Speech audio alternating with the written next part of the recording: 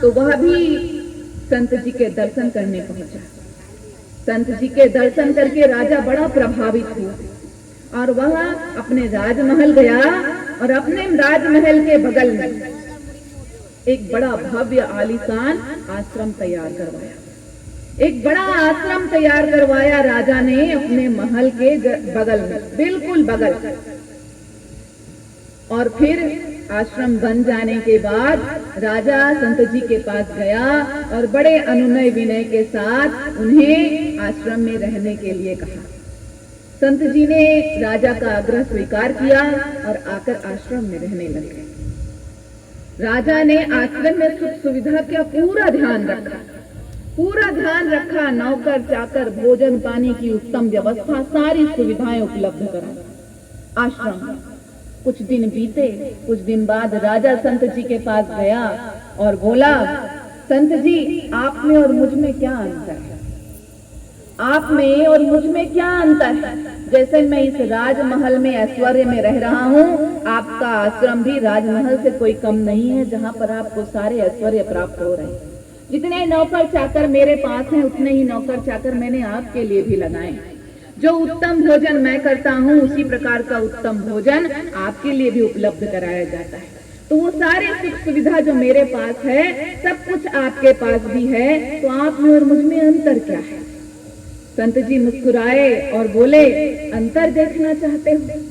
तुम अपने और मुझ में अंतर देखना चाहते हो तो देखो, मैं इसी क्षण, इसी पल इन सारे सुखों का, तुम्हारे इस आश्रम का, इस सारे सुखों का त्याग करके खाली हाथ जंगल जा रहा हूँ। क्या तुम में ताकत है कि तुम भी बिना एक क्षण की देरी किए मेरे साथ ये सारे ऐश्वर्य, सारे सुख छोड़कर चल सको जंगल?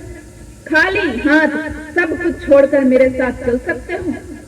राजा अवाक, उसके पास कोई उत्तर नहीं था। उसके भीतर इतनी शक्ति, इतना सामर्थ्य नहीं था कि वो एक झटके में इन सारे सुखों का, ऐश्वर्य का, माया का त्याग कर सके। तो संत यही होते हैं। वो इस संसार में तो रहते हैं, परंतु इस संसार की माया से पार होते हैं। न उनके भीतर आसक्ति का भाव होता है तो विरक्ति का कोई अर्थ ही नहीं। उनके भीतर मोह का कोई भाव ही नहीं होता तो त्याग का कोई अर्थ ही नहीं।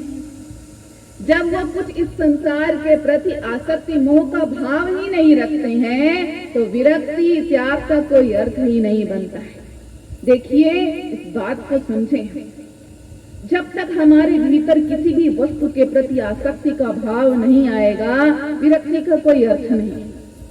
जब तक हमारे भीतर, हमारे मन में संसार के किसी पदार्थ के प्रति, संसार की किसी चीज के प्रति मोह का भाव नहीं जागेगा, त्याग का कोई मतलब ही नहीं है, त्याग का कोई अर्थ ही नहीं। हम समझें इस बात को कि हम जिस चीज को पकड़ते हैं, अगर हम इस संसार में किसी चीज को पकड़ रहे हैं, तब तो उसके छोड़ने की उठेगी बात। कोई चीज हमने पकड़ी तब तो छोड़ने की बात उठेगी। जब हमने उस चीज को पकड़ा ही नहीं तो छोड़ने का सवाल ही कैसे उठता है?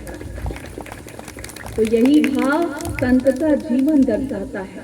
उनका जीवन आसक्ति, विरक्ति दोनों से ऊपर उठा हुआ होता है, मोह त्याग दोनों से ऊपर उठा हुआ होता है, परमात्मा भाव से मिला हुआ होता है संत का भाव।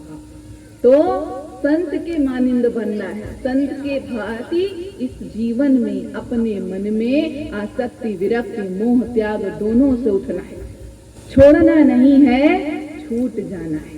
जब तक छोड़ने का भाव रखेंगे, पकड़ने का भाव बार बार मन में आता ही रहेगा। तो छोड़ देना है, पकड़ना है, यह भाव ही न रहे, इस संसार से छूट जाना है। तो संत जो होते हैं वो छूटे हुए होते हैं, और संसारी जीव जो इस संसार में ये पकड़ छोड़ की दौड़ के पीछे भाग रहे हैं, उन्हें भी छुड़ाने वाले, छुटाने वाले सद्गुरु होते हैं। तो सद्गुरु कबीर साहब हमारे सच्चे मार्गदर्शक हैं, सच्चे पथ प्रदर्शक हैं। जैसा विराट, क्रांतिकारी, विलक्षण, अद्वितीय सद्गुरु कबीर साहब का व्यक्तित्व है, वैसी ही क्रांतिकारी, विलक्षण, अद्वितीय, विराट सद्गुरु कबीर साहब की वाणी है। सद्गुरु कबीर साहब की वाणी ऐसा आईना है सत्य का जिसमें मानव समाज अपने चेहरे को हूबहू देख सकता है, और सिर्फ देख ही नहीं सकता है, उसे सही दिशा पर चलने की प्रेरणा भी प्राप्त होती है।